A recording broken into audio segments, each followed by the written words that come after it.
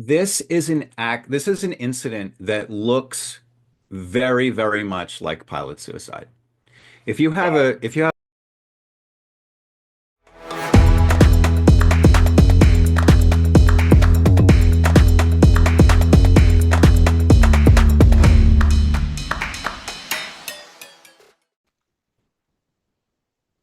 Good morning, good afternoon, and good evening to our audience all around the world. Welcome to Sit Down with Sid, Season 4. I'm your host, Sid. More than 11 years after it vanished, the mystery of Malaysian Airlines Flight MH370 continues to captivate, confound, and challenge some of the sharpest minds in aviation and investigative journalism. With a major new underwater search set to resume on December 30th, 2025, there may be no better time to revisit one of the aviation's greatest unsolved enigmas. Today, I am honored to be joined by journalist, aviation expert, author, and one of the world's leading independent investigators of the MH370 disappearance, Jeff Wise. Jeff first gained wide attention for his in-depth coverage during the early days of the crisis, appearing on CNN, Fox News, MSNBC, and writing for New York Magazine and many other top publications. In 2019, he also published the groundbreaking book, The Taking of MH370, laying out his compelling theory of deliberate hijacking and possible data spoofing. He has since continued his deep research through his excellent blog, at his website, and his podcast, Finding MH370. Jeff, welcome to the show. It's a real privilege to have you here, Well, I appreciate you asking me. Thank you. of course. Um, so, Jeff, before we get into the nitty-gritty of this show, uh, for people who don't know you, would you take a couple of minutes to give a little background about yourself before you got into the aviation industry? Who was Jeff Weiss? Mhm. Sure, thanks. Well, I got my degree at biology. I'm sorry, I got my degree at Harvard in biology. I went on to become a journalist. I lived in Hong Kong for 5 years, became interested in world journalism, moved back to the United States, got a pilot's license, and so began writing about aviation as well as science in general. And when Air France 447 went missing, I dove pretty heavily into that case, published a piece about it that got a lot of attention in Popular Mechanics. And then when MH370 disappeared, I went on CNN to talk a lot about that. And the case really got its hooks in me. It's a very fascinating case. It's famously unsolved. It's very technical. There's a lot of different kinds of evidence that are available. And so it's a really fascinating puzzle to try to piece together all of the bits of evidence. Perfect. So, I just want to give a brief background, and then, of course, I'm going to ask you to kind of explain to us. Uh, Mhm. so, the Malaysian flight MS370, a Boeing 777, was carrying 239 passengers, including 12 crews. It disappeared on March 8th, 2014, during a routine flight from Kuala Lumpur to Beijing. And as you said, it remains one of the aviation's greatest unsolved mysteries. Uh, so let me ask you, how did you get first pulled into this specific MS370 story back in 2014, once you Oh, started appearing on sure. CNN Fox? So it started with Slate magazine, an online magazine, asking me to write about the mystery. And I was writing updates every few days. As you remember, like new findings kept dropping. The world became really fascinated by this case. CNN like talked of pretty much nothing else for a couple months. So I was going into CNN and talking about it endlessly. And as I was following the case, I was trying on my own to just to understand what this evidence was because it was very technical, it was very complicated. Nothing like it had ever really happened before. People were coming together on the internet to share their expertise so we could try to piece together what was going on here. In the context of a lot of misinformation was flowing around, all kinds of theories were being mooted that had various degrees of evidence behind them or not. So there was a lot of confusion, and basically, I was sort of publishing on my personal blog, trying to piece together how my understanding was coming together. And that eventually morphed into years and years of coverage, and as you mentioned, a book, a podcast, magazine articles, and so forth. And I'm continuing to do that with my video podcast as you mentioned, it's called Finding MH370. I'm actually engaged in research, which is not something journalists usually do. But I've come to the conclusion that in order to move the case forward, we have to basically, if I want more evidence to come to light, I'm going to have to go get it myself. So I'm pursuing a number of leads in that regard. Great. Uh, so I just want our audience to also see this is the plane that we're talking about, MH370. Uh, Before I move on to the next slide, and I hope you don't mind because I'm going to share a lot of clips which I want you to walk us through based Okay. on your expertise and experience. Uh, Before I do that, I want to know what keeps you invested even after 11 years of this, one of the greatest aviation unsolved mysteries. Well, I think where I differ from a lot of observers is that I think this case can be solved. I think we actually have the evidence at hand to put together a robust, legitimate scientific explanation of what happened to the plane. But it requires piecing together more evidence, and it requires putting it together into a format that the public can understand. And by public, I also mean journalists, because not many journalists have the kind of necessary technical background in aviation and in science in general to immediately grasp what's going on here. This is a very unusual case, and it's also a very technically complicated case. And so it requires a certain level of care. But I think it's important. I mean, I think that this case, as you come to understand it, you realize what is at stake with the public understanding what happened to this plane. I mean, you're right, and I'm going to share this. Let me know if you can see the screen as well. Uh, you have said it so many times. I've heard you. Planes go up, planes go down, but Right. they don't vanish. Hmm. And so if you don't mind taking a moment, Jeff, just Hmm. walk us through. This is the flight path trajectory. If you don't mind taking a moment to walk our audience through what actually initially happened. Okay, so the red line here you're seeing is this is the normal part of the flight. The flight takes off with its 239 passengers and crew, heads to the northeast towards Beijing, and it is in cruise phase over the South China Sea, about 1:20 in the morning local time. And just as it literally in the seconds that it reaches the final waypoint, sort of navigational waypoint in Malaysian airspace, it goes dark. It vanishes from air traffic control screens. Now, this is not noticed Hmm. because being at the edge of airspace, they had just 1 minute before said goodnight MH370. And so the plane goes dark. Nobody's paying any attention. And later, the next day, while looking at apparently recordings of the primary military radar, which is able to see a plane even if it's not transmitting electronically, the Malaysian authorities see the plane doing a 180-degree turn, flying back over the Malayan Peninsula, and then making that right-hand turn. You can see with that blue line where it turns to the right and it flies up the Malacca Strait. And it's flying in between Indonesian airspace to the south and Thai airspace to the north. So it really seems like whoever is doing this has timed their action very carefully so that they will have the maximum amount of time where no one's looking at them. And they are avoiding Thai and Indonesian airspace, and they are vanishing to the northwest. They're leaving primary radar because, as you know, primary radar, it's sending out pulses of electromagnetic radiation. It only can reach so far. It's like shining a flashlight on a dark night. Your beam is only going to illuminate objects out to a certain distance. So it leaves primary radar, goes dark, and so this plane has now vanished effectively twice.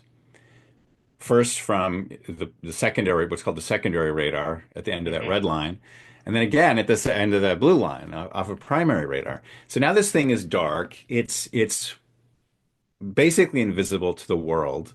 Whoever has taken this plan can do whatever they want, and no one will ever know what happened.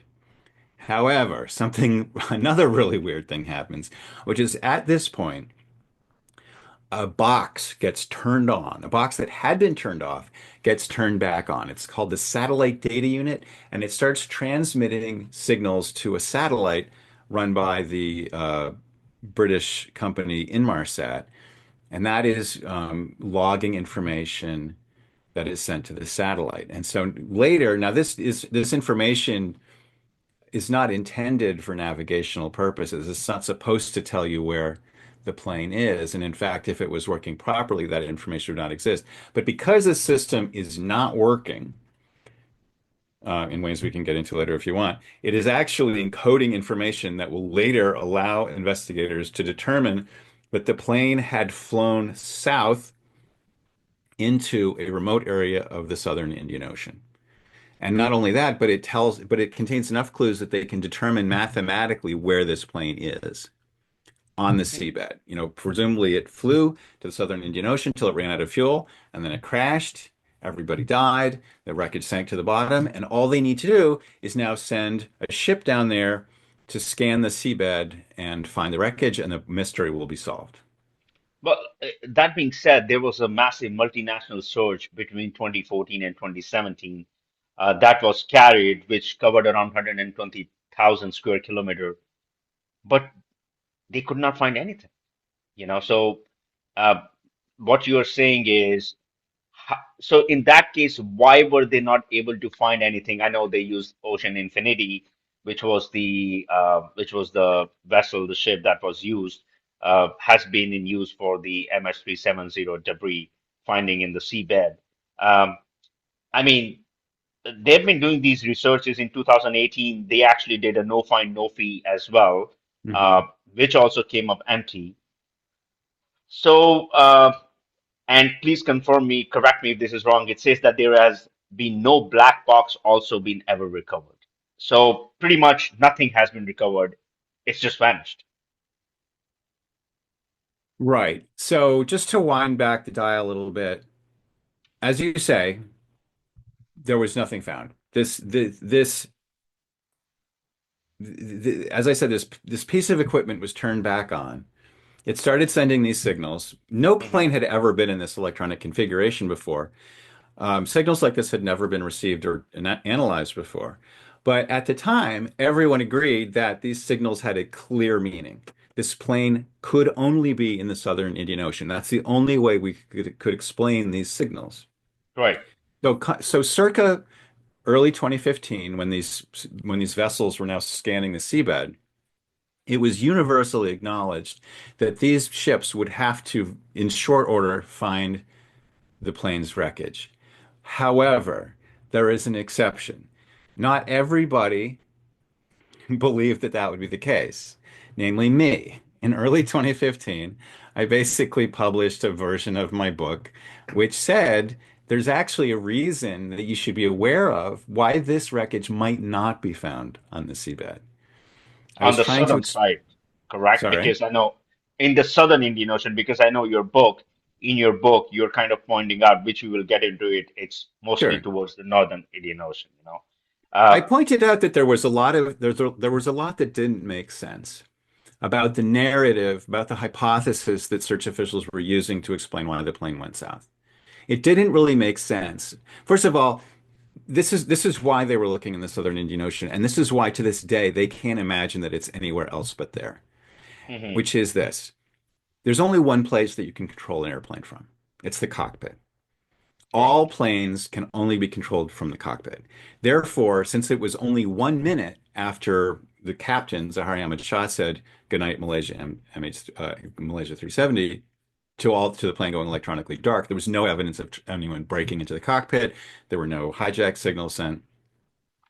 Therefore, it had to be this man that you're showing, right, not the previous one So there. the Captain That's Zahari Ahmad that's Shah. Zahari Ahmad Shah, and he is widely believed to be the only person who was capable of doing what was done because he was in the cockpit at the controls, and that's the only way you can control an airplane. However, this idea that you can only control a plane from the cockpit, while true as a general principle, has Hmm. one exception. And that exception is the 777, the Boeing 777, which is the plane that was involved in this accident. The Boeing 777 has a hatch at the front of the first class compartment. It's Hmm. unlocked. And if you go down into it, you have access to the computers that control the plane. Controls. Yes. And so basically, what I've said back then, and I continue to argue in more detail, is that if you are there and you are a savvy, very sophisticated, very well-resourced attacker, you can take control of this plane and make it do what you want, contrary to the wishes of the pilots in the cockpit. Now, a lot of people hear this and they're like, okay, maybe it's physically possible, but it seems vanishingly unlikely.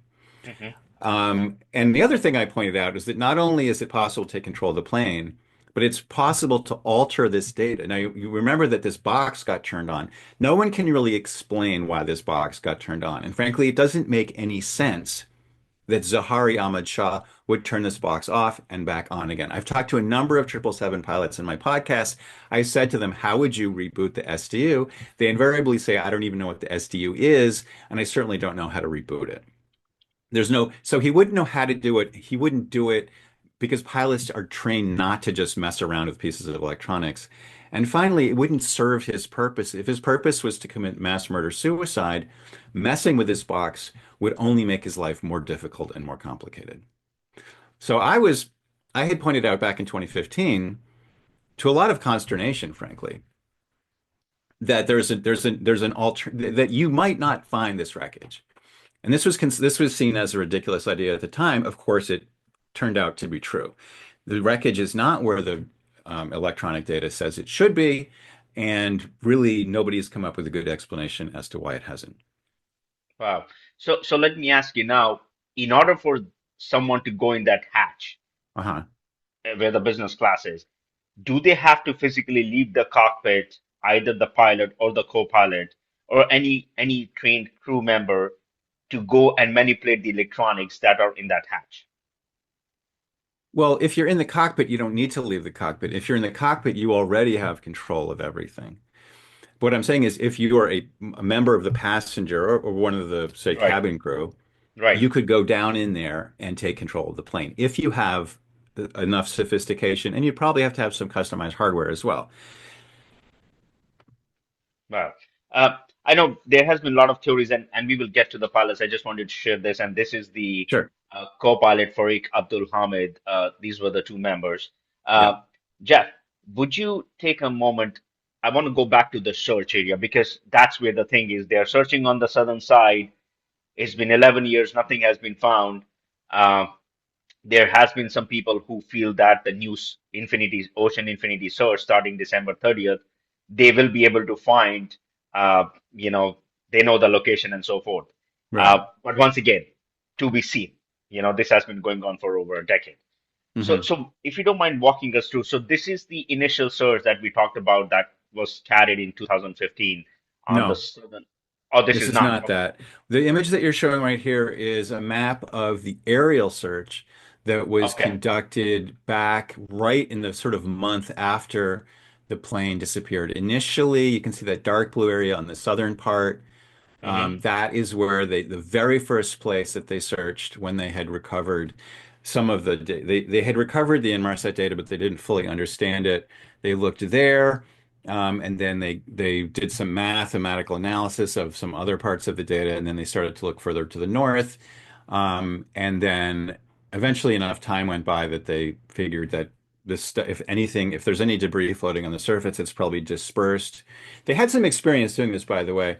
Hmm. Air France 447 was an Air France aircraft that went missing over the South Atlantic in 2009, and they flew planes where the plane was believed to have disappeared, and they were able to find wreckage and bodies floating on the surface. So they expected that they would be able to do the same here.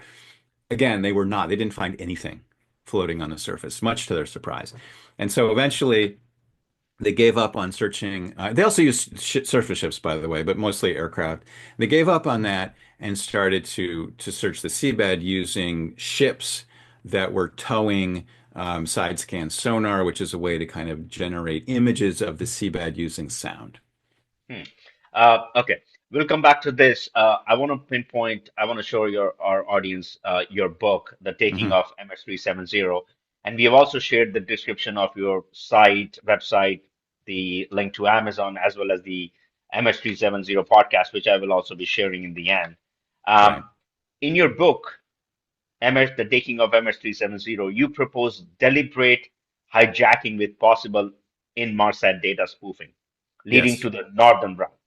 right. Would you take a moment to walk us through the core evidence that shifted you completely away from the official narrative on the southern side, based on what you described in the book? Well, the essence of the argument I'm making basically is that that this particular plane, with its particular configuration of equipment, the route that it flew, and Hmm. the level of Inmarsat subscription that a Malaysian airline had taken out, when you take a whole bunch of things together, something becomes possible that otherwise would be impossible, which is that it becomes possible that this plane was hijacked electronically, and its path was spoofed to create a false trail of electronic breadcrumbs leading to the south when the plane actually would have gone north. Enough of the data is unspoofable that it still allows us to reconstruct the route that this plane would have flown. That route winds up in Kazakhstan, and that implies who did it, because Kazakhstan is an ally of Russia. Hmm. Russia is a very sophisticated nation when it comes to electronic warfare and cyber hacking. They were just at the beginning of launching a global hybrid warfare against the democratic West in order to undermine democracy, which they have Hmm. been incredibly successful at. They have attacked civil aviation. They have engaged in spoofing attacks against civil aviation. And basically, they have done exactly the kind of thing that, while you say it might seem very implausible on the face of it, they've done exactly this kind of thing over and over again.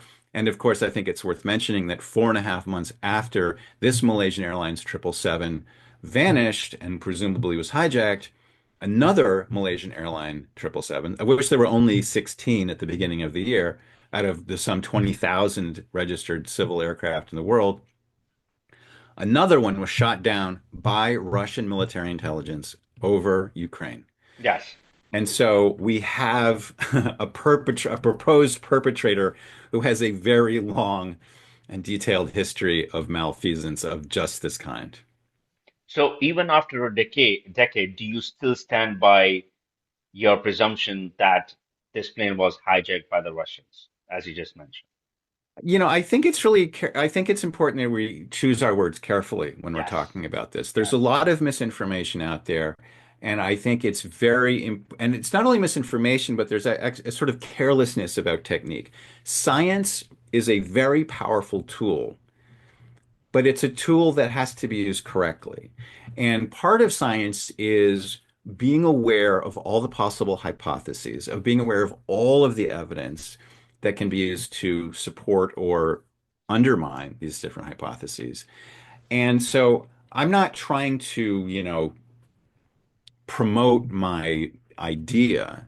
I'm Hmm. trying to inform the public about what the full range of possible hypotheses are and what the evidence is for and against.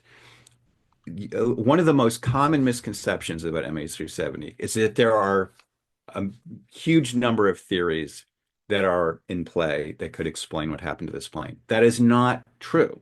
Hmm. If you are familiar with the evidence, you'll understand that many of the things that get bounced around on the internet are simply not plausible. They just don't explain what we know. For instance, just yesterday, I got one of the viewers of the podcast sent me a very long email explaining this idea that the plane had depressurized accidentally and that it had gone on a ghost flight to the Southern Indian Ocean. That just simply is not actually possible for reasons that I have detailed. So there's really only two possibilities. One is that the captain hijacked his own plane, Hmm. and the other is that somebody else hijacked the plane. Okay. It was either hijacked from within the cockpit or it was hijacked from outside the cockpit. And that's the entire universe of possibilities right there. And so I'm not trying to, convince everyone that I'm right. I'm trying to explain what the possibilities are and try to quash misinformation, because there's a lot of people who some of the most popular videos about MH370 on the internet are Hmm. fictions. They are simple fabrications that are being retailed for God knows what purpose, but they just sow confusion. And we live in an age in which, I mean, look, I live in the United States of America, a country which is run by cranks and despots and lunatics, frankly, who are actually killing people through their conspiracy theories, like RFK Jr., who is, trying Yes. to make it illegal to have vaccines. We're literally, retreating back into the dark ages of ignorance, and superstition because we have collectively lost our way. So I'm fighting a losing battle maybe to try to support rationality. But I think it's important. I have to believe that somehow we will fight our way back. Jeff, have you received any like pushback on the national media for the hijacking? Uh, I'm using the word hypothesis because nothing Sure, has no, been it's a confirmed. hypothesis. That's Yes. accurate. It is a Have hypothesis. have And you yes, received pushback and like criticism on the yes, national media as well?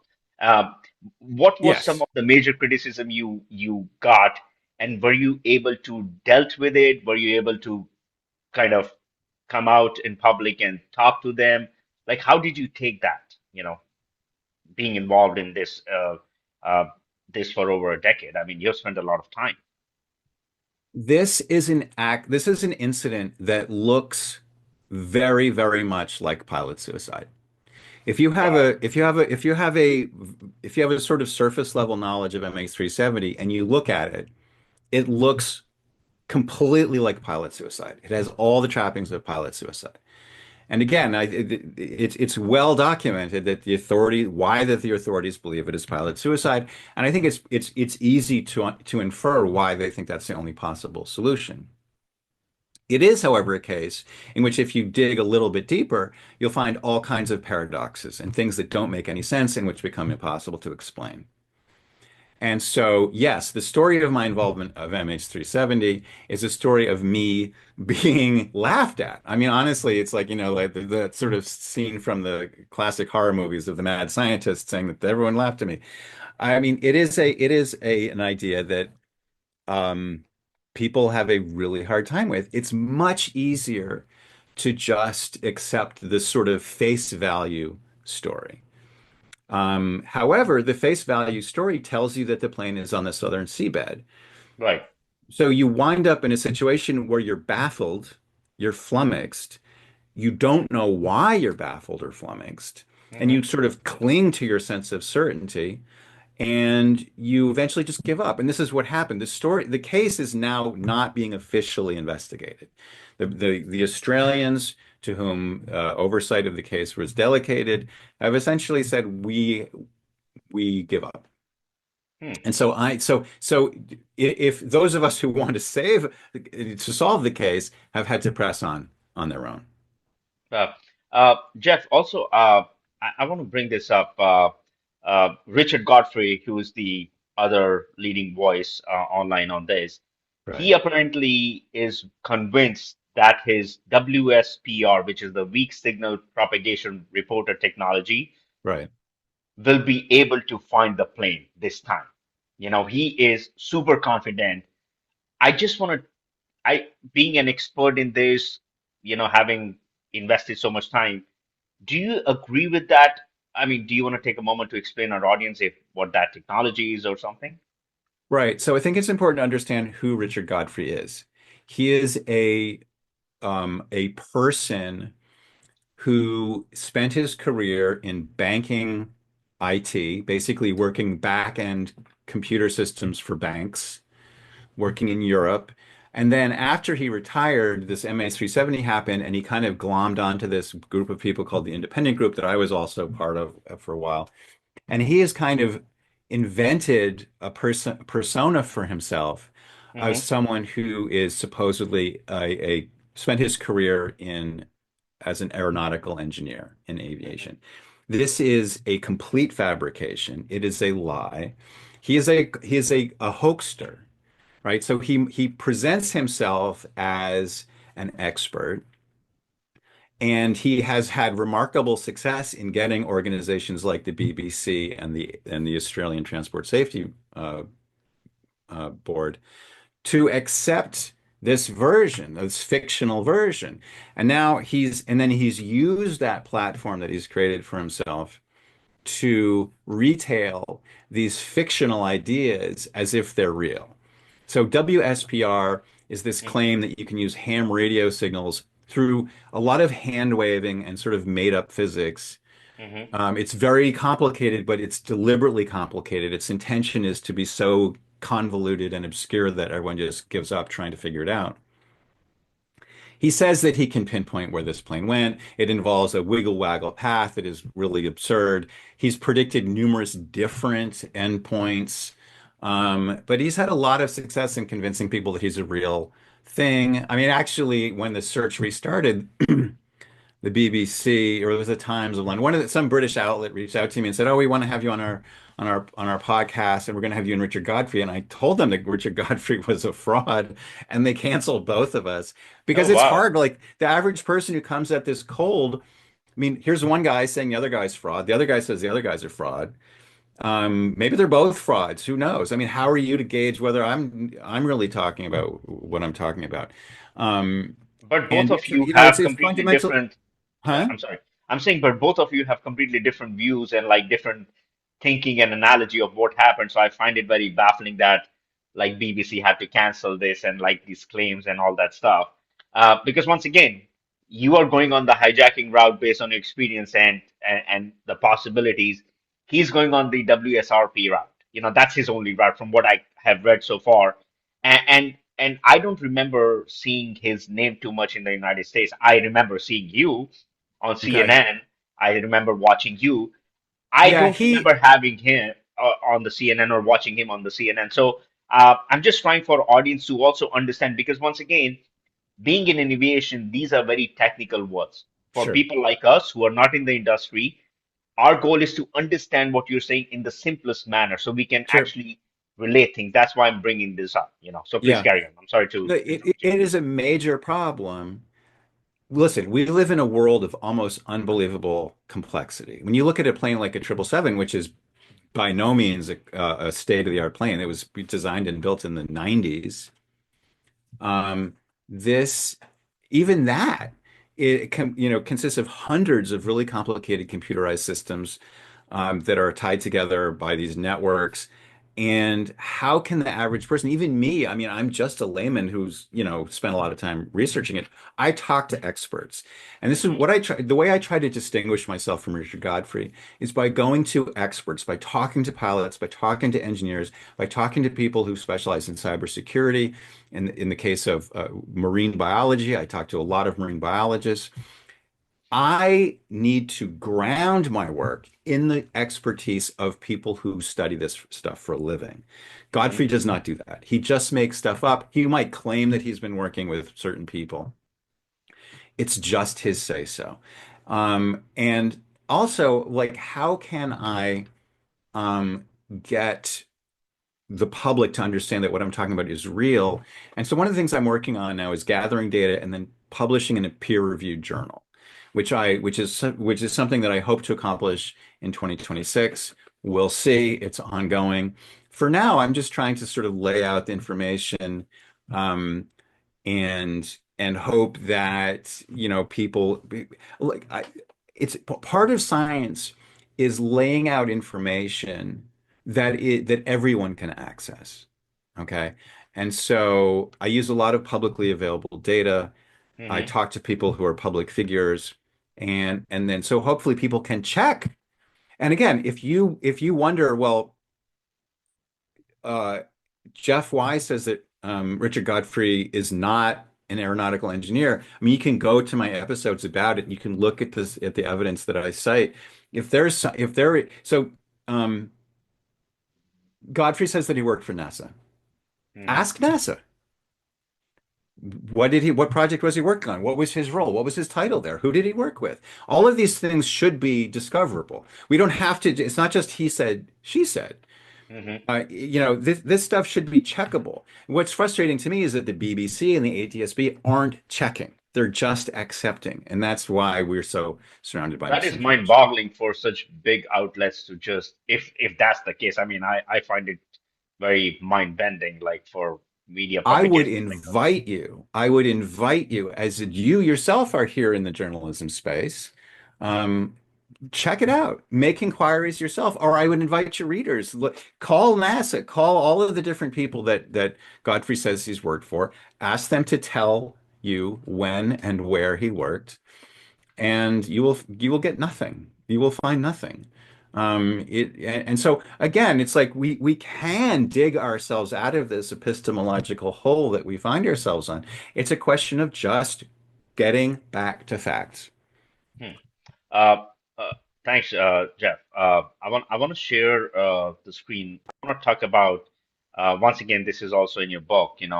Uh, as you can see, so these are the barnacles, and they found some debris, which they said it was MH370 link debris. But once again, I need to ask you for your opinion. It Now, is. how? It is Okay. MH370 debris. Oh, it is. Okay. So It let's talk is. about this. Let's talk about this one. So Right. how do findings like barnacle growth on the Flaperon here uh, Right. challenge the idea, once again, that the plane ended up in the southern Indian Ocean? And this is Okay. so I want to talk about this first before I show Sure. the other image. And please go ahead. Yeah. So this is a great example of a piece of information that when you take it at its simplest surface level, it seems compelling evidence that this plane must have gone into the ocean because here we have debris recovered from the ocean that we can trace back to that aircraft. We know that this is a part of a 777. Hmm. Other pieces actually had serial numbers in them. So we know that these pieces came from MH370. So for many people, it's like case closed. The plane must have gone into the water because pieces were pulled from the water. I said, well, let's look a little layer deeper. Hmm. These pieces washed ashore and they had marine organisms living on them. Now, any of your viewers who live near the ocean, have boats or buoys or anything of that nature, will tell you that you put something in the ocean and very quickly things will start to grow on it. Things that float in the open ocean pretty much invariably get covered in these organisms called, there's a nice shot right there. These are Yeah. barnacles of the genus Lepus, Lepus antiphora to be specific. They have shells and they grow stalks. And as you can see, they are growing quite thickly. Hmm. This particular piece is called a flaperon. This was the first piece that was recovered. It had been 15 months since the plane had disappeared. And so the question I asked was, when we look at these organisms, do they match what we would expect? And the question that I think can be very productive is, well, how fast do Lepus barnacles grow in the ocean, and how big are these? Now, the biggest barnacle found on the Flaperon was 3.5 centimeters. This is a size of barnacle that Lepus can typically grow after about, as far as we know, about 3 months. Now, remember, it was 15 months since the Wow. plane disappeared. So, what happened in the intervening 12 months? Now, this is where we talk about science. Science isn't about certainty, it's about reducing uncertainty. The fact is that there hasn't been a ton of research into how Lepus barnacles grow, and Hmm. especially how do they grow in this particular stretch of ocean, because it seems like they grow at different rates in different places. And so something I've been doing and talking about on my blog is gathering drifter buoys that transmit their location every hour and collecting them when they float ashore and measuring the barnacles we find on them. Recently, I was able, with the help of volunteers on Zanzibar, to retrieve a buoy that was covered all over in barnacles. It had been in the water for 10 months, and its biggest barnacle was 4.7 centimeters. So that is considerably, remember, it was 10 months in the water, and it had Right. barnacles that were considerably bigger than the flaperon, which supposedly had been in the water for 15 months. Again, this would kind of reinforce the idea that maybe the flaperon didn't go into the ocean at the time of the crash. Maybe it was put in the water later. And another thing I would point out is Wow. that now here we have this is another piece. This washed ashore in a place called Mossel Bay, South Africa, Yeah. Right here. called the Roy piece because it has a piece of a Rolls-Royce logo on it. These barnacles are even smaller. They're about 2 centimeters.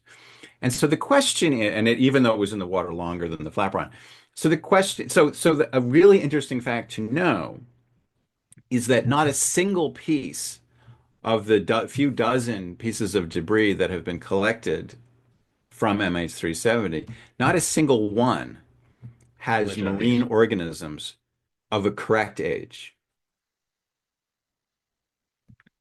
Yeah, I mean, that would make sense because, I mean, they found this almost after 18 months, and if it's 3.7, give or take, and you're saying the volunteers that you helped, you found something 4 point centimeters, like the timeline is not making sense if that is the case, even for The someone who is timeline doesn't casual. really make sense. And so the counter argument is, well, maybe lepus don't really grow at a regular rate. Maybe they grow sort of randomly, and you Hmm. just can't use lepus to tell you how long something's been floating.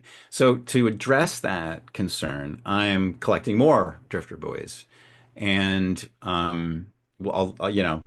I'll let as time goes by, hopefully I'll get more of these things and I'll be able to tell you more with more degree of certitude whether the length of the barnacles on the flaperon and the other pieces of debris really are as problematic as they seem to be right now.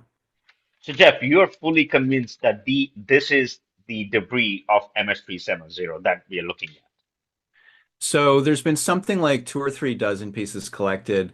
And the reason I'm so vague about the number collected is that they really vary in how confidently we can assign them to MH370.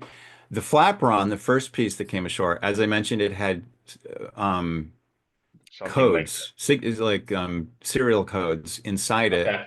Okay. that really kind of that matched records that had been kept in the plant where it was manufactured. Some of the others are just like very clearly from a 777. There's others that they're made of a similar kind of material, but it's not really known if they're from MH370 or not. So it really runs the gamut. But I would say confidently like at least a dozen, probably two dozen, maybe three dozen pieces. Wow. Because I do remember seeing this back in 2015, and I was like, oh, finally they found it. But Right, then this once again conspiracy, conspiracy is like the biggest arsenal online. right. Everybody's coming in, and then apparently this was kind of considered as a conspiracy theory, and then the search was continued for years, and the family members till date are waiting for that closure because as I said, some said that this is not MS370, in spite the serial number that matched when it was produced. Some say this is from another plane. So once again, there is no affirmative decision or answer. This is it. People Or who say that the flaperon came from another plane or was a planted piece of MH17 or something, those are just wrong. Those are incorrect. They have no, we really, if we're, it's, it's really easy to get lost in a fog of endless possibility. And in fact, that's where we are. Because too many people are too kind of lost in this conspiracist thinking. I prefer to call it collective delusional thinking. Mhm. We mentioned Richard Godfrey and his hoax of WSPR. There's another one that equally as many people seem to have latched onto, which involves like a UFO, three UFOs abducting MH370 through a wormhole. That's ludicrous And it's even if you like, I believe mean, now. people Yeah. ask me, like, how do you argue that? I'm like, it's like a cartoon. How do you even argue? It's like so insane. I mean, you might as well say that, you know, I don't know, the whales took it or something. I It's will. just, it kind of gets silly, but no, I mean, I do get a lot of people who come to see my podcast, and I get a lot of comments about, oh, you need to check out Richard Godfrey. Oh, you need to check out these UFOs. Um, I'm hoping that some of them will stick around long enough to hear what I'm trying to say and say that there is actually a serious um approach here. Thank you. Here's Of my course. the show page of the podcast where people can go. It's findingmh370.com. And I'm trying, you were asking me earlier, and a lot of people ask me that, oh, you're trying to, promote your theory. And I'm like, actually, what I'm trying to promote is a scientific approach. Like I don't expect you to agree with me, but I think we need to understand that there are such things as evidence. There are, facts that exist in the world, and there's rational and logical inferences that we can draw. And there's, as new information comes in, it should increase or decrease our sense of certainty in one hypothesis versus another. But this is a rational way to approach. We are rational beings. It's not an accident that we live in a world with the internet, with international jet travel, with space travel. Science has achieved incredible things by the rigorous use of a particular investigative method. Human beings are capable of understanding the world, and it's important to people to understand the difference between that and just delusion. Hmm. Uh, okay. So Jeff, do you want to take a moment to tell our audience? So I know this is Deep Dive MH370, you know, Yeah. and so this is basically, if you had to sum this podcast, is this basically a technical analysis of what happened, what could have happened based on a scientific research? Yeah, I mean, I'm trying to be both scientifically rigorous and technically sophisticated, but also accessible and entertaining to a general public. So I'm a communicator. So my job is to kind of go to the well of scientific understanding and then bring it back in a form that people will find understandable and engaging. Hmm. We will be sharing. So I also want to show this is your site, website, which we have shared the link. You have a lot of good stuff here. I have gone through MH370. These are different tags, pages. If people want to read about it, about yourself, then you have your podcast, Deep Dive. This is your YouTube channel, where Hmm. once again, I was blown away by the kind of content you put there. Actually, I watched some videos Oh, and I mean, you are extensively involved in this, in trying to solve this mystery, which is great because once again, there has been no closure. The families are still fighting, uh, and there is no amount of compensation that can bring that closure. So that's how it is. and I Uh, think it's something, it doesn't just belong to the family members of the missing, it belongs to all of us. This is a case that affects all of us. And I want people to feel like they have a place where they can go if they want to share a suggestion, if they want to ask a question, if they want to offer their help. I mean, I have had all kinds of invaluable help from people who have just reached out to me in the comments section. And they've said, hey, I have this particular kind of expertise. And I've said, hey, send me an email. Here's my email address. And I've gotten a lot of unhelpful suggestions as well. Um, but I have gotten I can't do it myself. This is not me just trying to, glom onto a fixed idea. I'm trying to develop an understanding, and it takes expertise. I'm trying to stitch together clues and understanding from a wide variety of scientific disciplines and areas of expertise. And so it's been really a fascinating journal. You asked me earlier why I got so interested in it.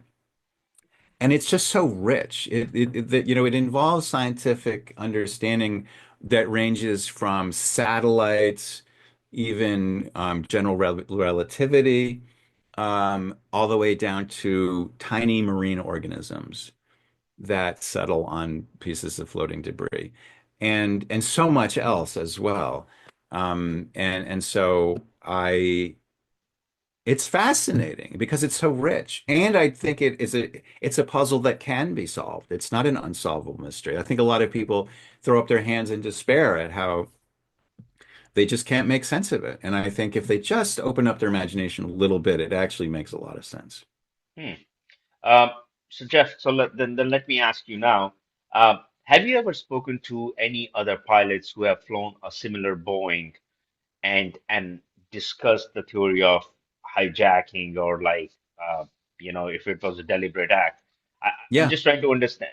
And what is a their lot. I opinion talked to a and lot view? of 777 pilots. Oh, you do. And Yeah. are they on the same page as yourself on your hypothesis?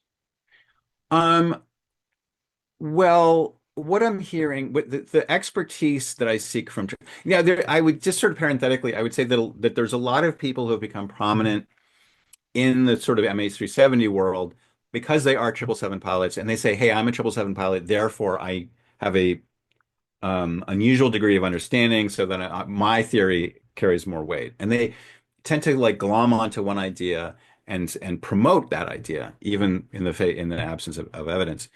Hmm. Um, it's important to understand that 777 pilots have an extraordinary degree of expertise in a Hmm. very narrow slice of the entire mystery.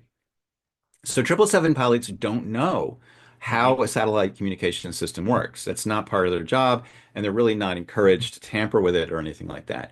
So when I ask 777 pilots, um, for their input, it tends to be on a fairly narrow channel. So what Right. I want to say I mentioned earlier, I say to every 777 pilot I meet, I say, how would you reboot the SDU? Right. And they invariably say, I don't know what that is. And when I explain how it could be turned off and on again, they say I would never do that. Um, and I think a really core thing to understand about MH370, Hmm. it's very, very weird. There's so many aspects of this case that if you only had a surface level understanding of it, you wouldn't appreciate how really weird it is. For instance, this box being turned back on. Because that box was turned on, we have the electronic data that has allowed the seabed search to happen. Now, everybody knows about the seabed search. Not many people know that the only reason they're conducting that search is because they have this electronic data that arose because of an event that nobody can explain. That event being the reboot of the SDU. There is no rational reason or even an irrational reason why a pilot, even a suicidal pilot, would go to the trouble of turning off and turning back on the satellite data unit. And that's the kind of thing that you get when you talk to a lot of 777 pilots. You get the sense of what is normal and what is really not normal at all. Well, uh, uh, okay, Jeff, we got a couple of more things before we wrap this up. I want to talk about the upcoming Ocean Infinity Search that's starting December 30th. Hmm. Uh, they are targeting a 15,000 square kilometer zone with an advanced AUVs Hmm. over a period of 55 days, give or take 2 months. My question to you is, what differentiates this specific search from the past searches 2014 till 17, 2019? And are you optimistic? Well, okay, so what's different about it? So basically, when they when they analyze this data, Hmm. it allowed them to create a sort of probability distribution, which is like a bell curve. I have an episode about this. Like if you think about all the possible things that could have happened during this flight Right. to have produced the signals that were produced, what are the different ones that could have happened, and where would those cause the plane to wind up? And you come out with a sort of, it looks like a bit of a sunny side up egg, right? It has like a high density in the middle, and then the density gets lower and lower and lower as you go out to the sides. They have already searched like 99% of the probability density. And it's an aspect of this case that if you choose any given point on the ocean seabed, Hmm. there is a story that will allow you to get to that place. And so the area that they're searching right now, it's very unlike, it's at the far fringes of the probability distribution. And in order to get there, you have to have a series of unlikely things happening. So what has to happen is this plane gets flown. There's somebody sitting in the cockpit awake for 6 hours. They're just waiting for the plane to run out of fuel. Plane runs out of fuel. They Hmm. wait a little while. They glide it for a little bit. Then they decide to push the nose down into a near vertical dive. They're now barreling straight down towards the sea. Hmm. And then they change their mind and pull it out into a glide. And then they change their mind again and push it back into a dive, and they crash and kill themselves. So why that's what has to have happened. And or there's an alternative, which is that they didn't go south at all. As I mentioned, there's a way to explain all of this data in a way that doesn't involve anyone committing suicide at all. And so the question is, which is more likely? And I have an episode on like how probabilities vary as you get in new information. And at this point, it's, in my estimation, vastly more likely that the plane didn't go into the Southern Indian Ocean.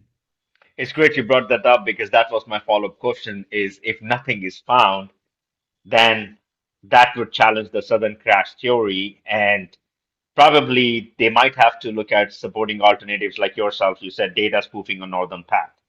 Right. Uh, I really hope. I mean, if not, do you think if nothing is found, will they go on the northern route? That's my big question here because this The costs a lot of money. minds, Hmm. the dominant mindset. You ask me if people like give me a hard time, and I say yes, they give me a hard time because the dominant mindset is that planes can only be flown from the cockpit.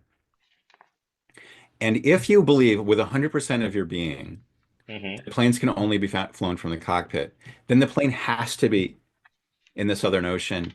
And the more we don't find it, it doesn't affect that estimation. Like our imagination only extends to the plane being in the Southern Ocean. So our complete failure up to date, and they could search another 120,000 square kilometers and not find it, and they would still they're unable to believe anything else.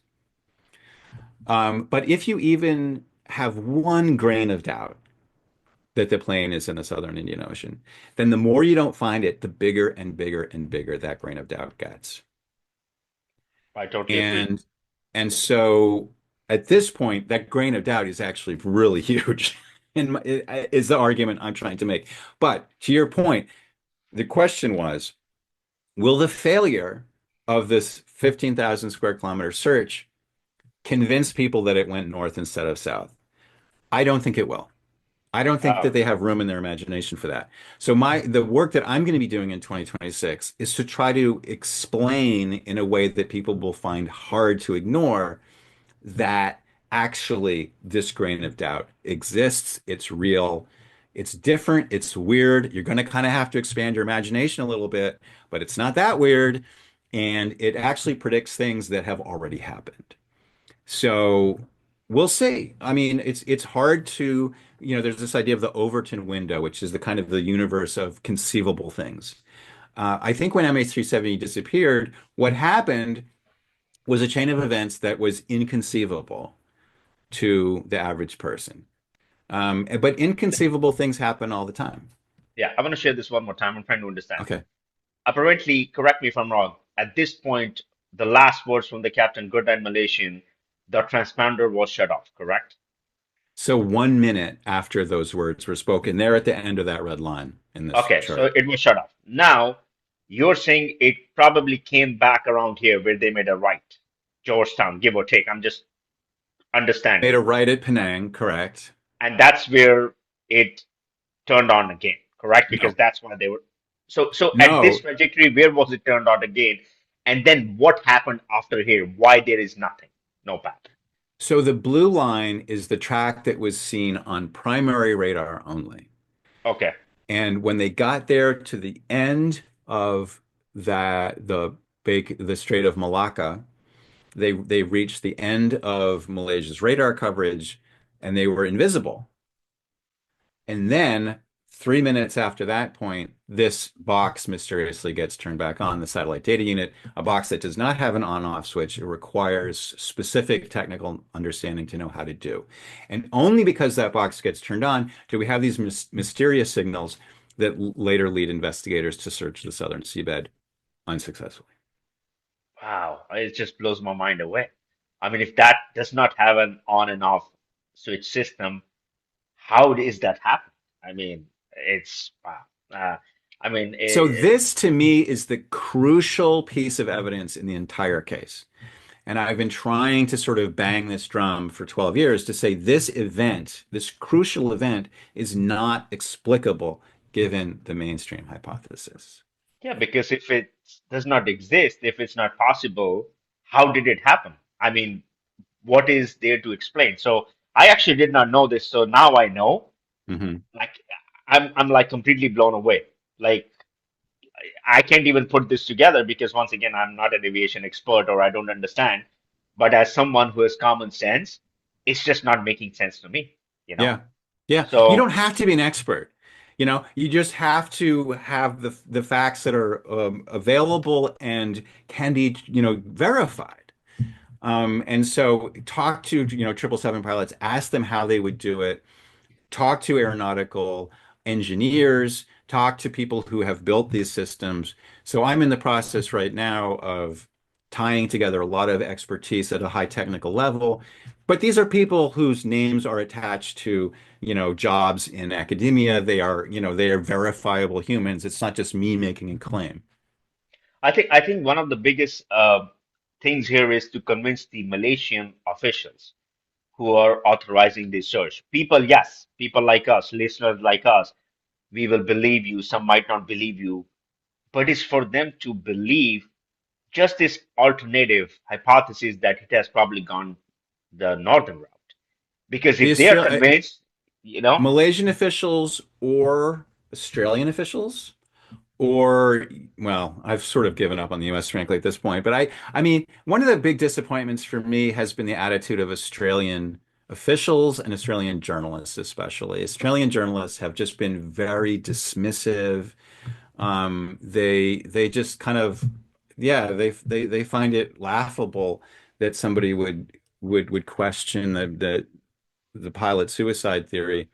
And but I keep plugging away because I do think that, like, a lot of people are in your position where, like, they assumed that there was this mainstream theory that had to be correct, but then they never had, like, really heard that the SDU was turned back on in a way that nobody can explain. And once I think that, like, it's not an impossible idea that people could be awakened to the problems in their understanding and could be awakened to maybe hearing a different explanation, as seemingly strange as it might seem at first. well, I really hope if nothing is found this time, and if someone can convince these Australian and Malaysian officials, same under the no find no fee, nothing is put down unless you find something.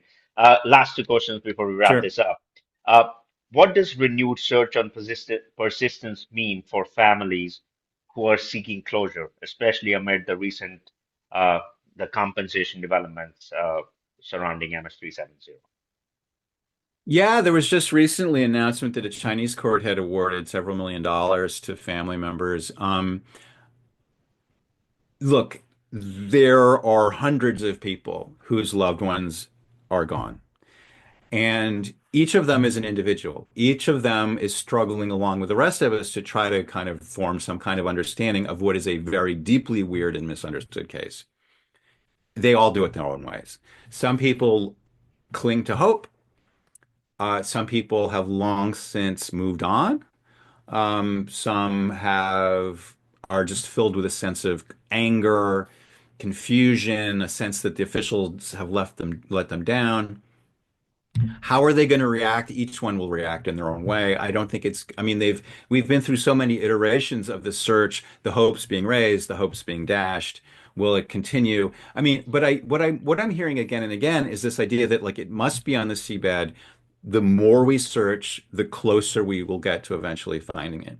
What I'm trying to do is kind of break that sense of Hmm. certainty. Science doesn't really have room for certainty. There should always be an element of doubt. Hmm. Uh, uh, the last question. Do you believe a full resolution is possible, or will Malaysian Airlines Flight MS370 retain enduring enigmatic elements, especially with the search on the new horizon? So I like to draw the analogy of the discovery of the New World. So when Christopher Columbus sailed to, go find the East, he was trying to find India, and he landed somewhere else. Well, he thought he found India, actually. And so when we talk about the discovery of the New World, we say the New World was discovered in 1492, but it actually wasn't for quite a while after. So people realize, oh, it's this whole other continent that we didn't know about, and we have to, like, reform our ideas. I think that, by analogy to 1492, I think MH370 has already been solved. I think it's just a question of people realizing it.